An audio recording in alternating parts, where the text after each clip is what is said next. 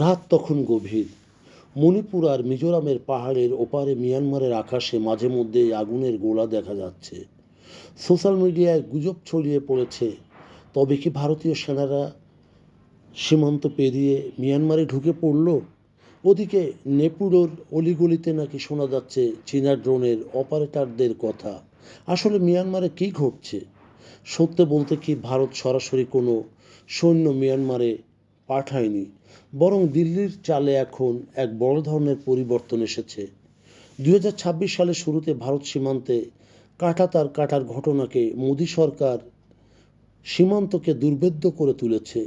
এখন ভারত সরকার মিয়ানমারের জান্তা বিরোধী সশস্ত্র দলগুলিকে দিল্লিতে আলোচনার টেবিলে রেখেছে। এর মানে হলো ভারত এখন আর দাবার এক চালে নেই। সরাসরি যুদ্ধ নয়, তবে বুদ্ধিদীপ্ত প্রক্সি নজরদারিতে বিশ্বাসী নয়াদিল্লি।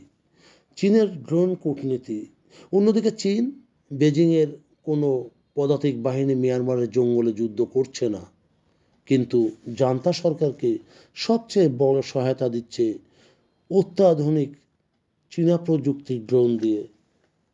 জান্তা বাহিনী যখন বিদ্রোহীদের কাছে একের পর এক শহর হারাচ্ছিল, তখন বেজিংয়ের সরবরাহকৃত হাজার হাজার কিলার ড্রোন যুদ্ধের মোড় ঘুরিয়ে দেয়।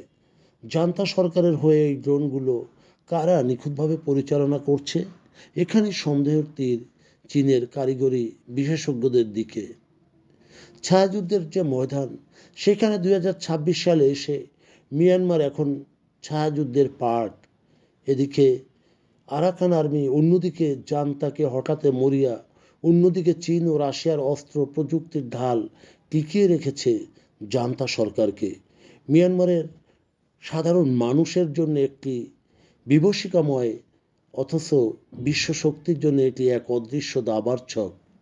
পরিশেষে বলতে চাই, মিয়ানমারে ভারত বা চীনের সরাসরি সৈন্য নেই ঠিকই, কিন্তু তাদের প্রযুক্তি, গোয়েন্দা তথ্য আর কূটনৈতিক সমর্থনের লড়াই মিয়ানমারের ভাগ্য প্রতিদিন বদলে দিচ্ছে। আর এই ছায়াযুদ্ধ শেষ পর্যন্ত কার জয় হবে, কমেন্টে আপনারা জানান এবং মূল্যবান মতামত দিন। প্রিয় বন্ধুগণ, যদি আমাদের এই তথ্য গল্প আপনার ভালো লাগে, তাহলে লাইক এবং শেয়ার দিন। এবং আজ আমাদের সঙ্গে থাকার জন্য ধন্যবাদ। আমাদের ফলো দিন এবং সাবস্ক্রাইব করুন।